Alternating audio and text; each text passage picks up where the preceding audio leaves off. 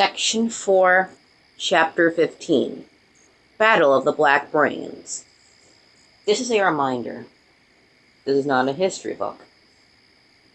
But many of these names in this story that you've heard, that you've read, are in history books.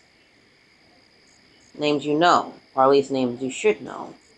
It's okay if you don't know them, because that's not what this not history book is for.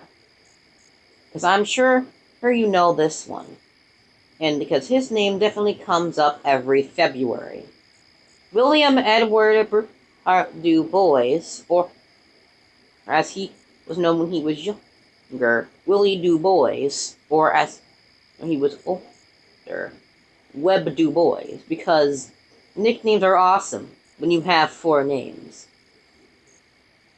He and his brother were raised in Massachusetts by a single mother who struggled to take care of them. Young Willie was hit with his first racial experience on an interracial playground when he was 10 years old, in the same way many of us experience our first racial lives. A girl refused a card from him. Okay, maybe this isn't the first racial experience for us, but lots of us have experienced and will experience this kind of rejection. Some of us will experience it romantically. She, he, they just aren't that into you, or others of us, like Du Bois, will experience it as a result of our differences. In this case, the biggest difference was the color of his skin. That's all he needed to begin competing with his white classmates, determined to convince them that he was not different. And if he was different, it was because he was better. Webb Du Bois didn't know it at 10 years old, but he was going to become the king of uplift succession. The king of I can do anything they can do. The king of if I'm like you, will you love me? Making him without the doubt the Black King of assimilation. At least for a while, but we'll get to all that. For now, let's get into how Du Bois as a teenager decided, like what Presley generations before him, that he wanted to go to Harvard. All-white Harvard.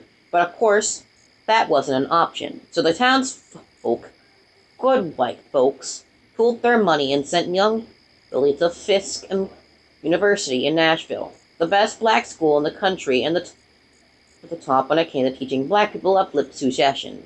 Du Bois gobbled up the lessons how to win white people over.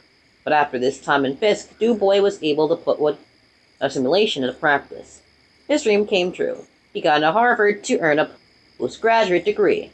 Not only to get in, he did so well there he even got to spoke at his graduation. Webb Du Bois had graduated from the best black school and the best white school, proving the capabilities of black people, at least in his own mind. Like I said before, he had obsessed with keeping up with white people, running their race. But in his speech, he gave credit to Jefferson Davis. Saying that the Confederate president represented some kind of rugged individualism, as opposed to the submissive nature of the slave.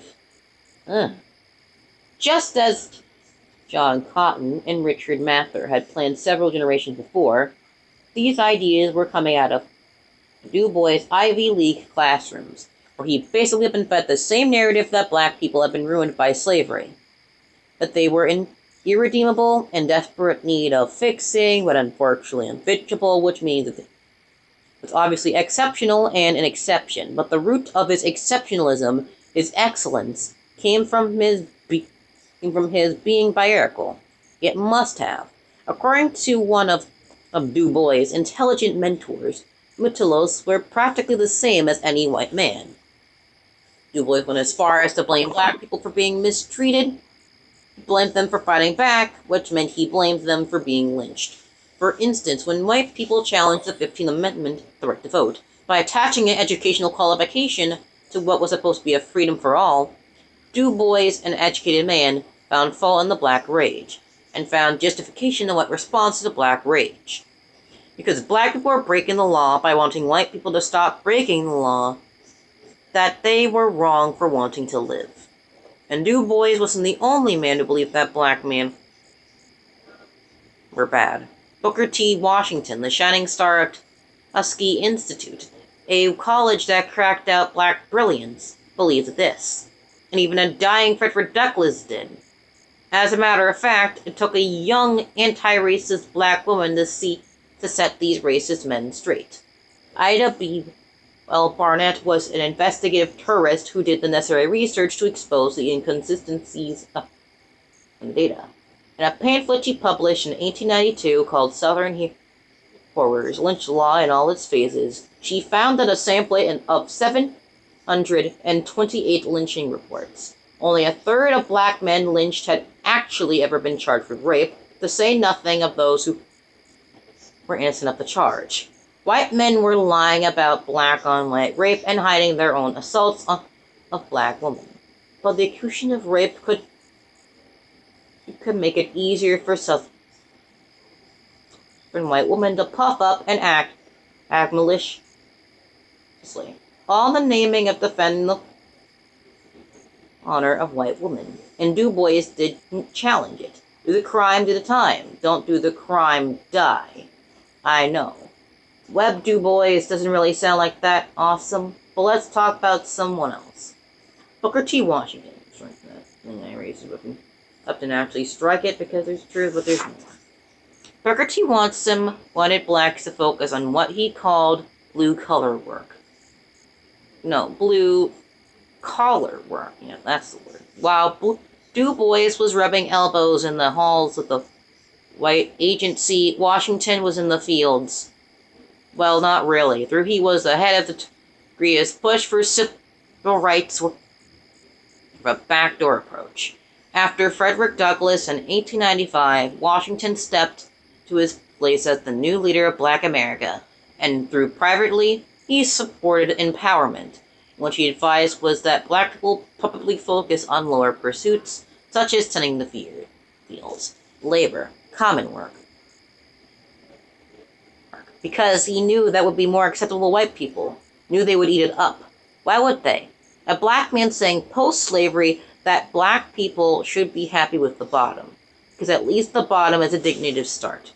For white people, this sounded perfect, because it meant a greater chance black people would stay out of their positions of power, and therefore would never have any.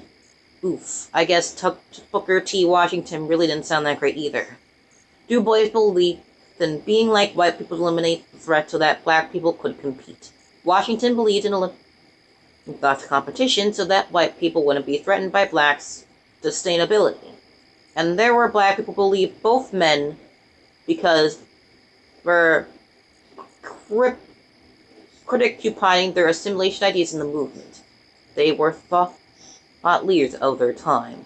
The wildest part about these two men is that they didn't get along. They were like the Biggie and Tupac of that day. Or maybe Michael Jackson and Prince. Maybe Malcolm and Martin. They believed in the destination, which was black freedom. But regarding the journey there, they couldn't have disagreed more. Du Bois, the hyper-intentional golden child, Washington, the man of the people.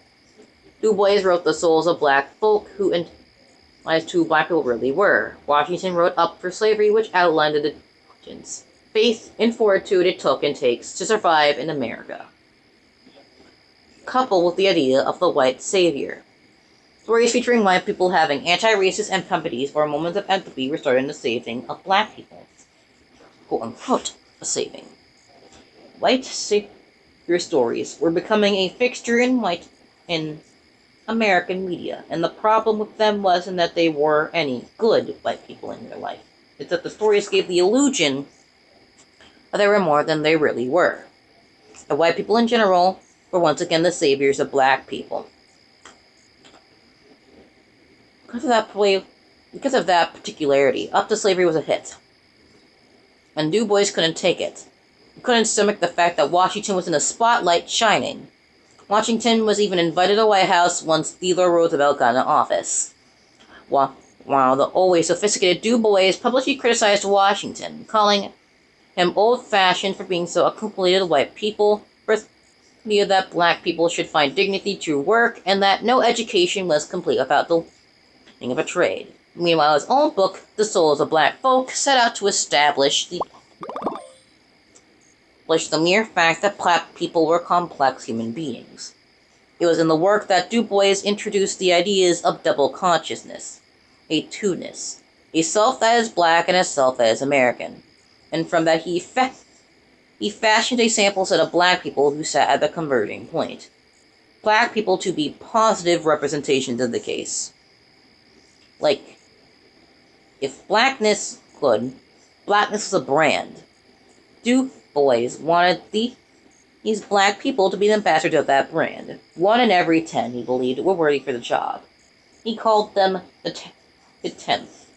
Du Bois was against accommodating white people, at least. That's what he criticized Washington for. He was still the same man fighting for white approval. He still believed that you could think and dress and speak racism anyway.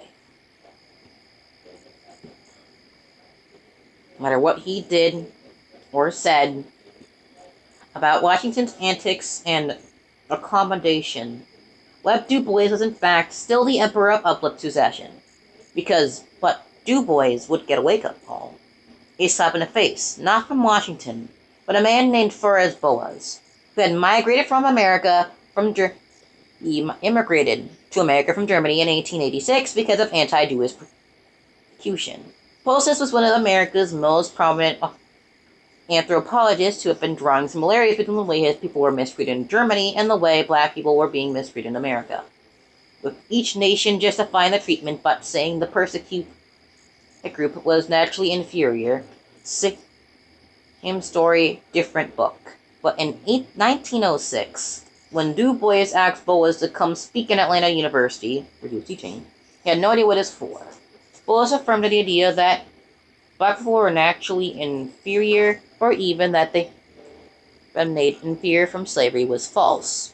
And all one needed to do was to prove this was dig through the history of black people before they got to America. Black people had history. And that history, and African history, wasn't one of inferiority. Instead, it was one full of glorious empires, like those in Mali and Sogolay, full of intellects and innovators. Du Bois' head blew right off his shoulders. At least that's the way I imagined it. Either way, his mind and all the white mumbo-jumbo he consumed had started to change. But the intellect high wouldn't last, because at the end of the same year, black people helped the Republicans regain the House of Representatives in the midterm elections. And soon as he did, Roosevelt, the president who invited Booker T. Washington to his house, the most popular president among black people ever, kicked a bunch of black soldiers out of the army without any money. 167 soldiers, to be exact. A dozen of them have been falsely accused of murdering a bartender and wounding a cop in Texas. These soldiers of the 20th and factory regiment were a point of pride of black America. For them to be mistreated as fighters for a country that had been fighting against them their whole lives was a blow to the black psyche. And just like that, Roosevelt was seen as a backstabber by black people, and because Booker T. Washington was Roosevelt's guy, his man, his quote-unquote black friend, Washington almost had to feel the wrath when the president hurt his people. The social blow Booker T. Washington took because of the familiar and friendly history of Roosevelt's Du Bois' talented 10th rose in insolence. End of chapter 15.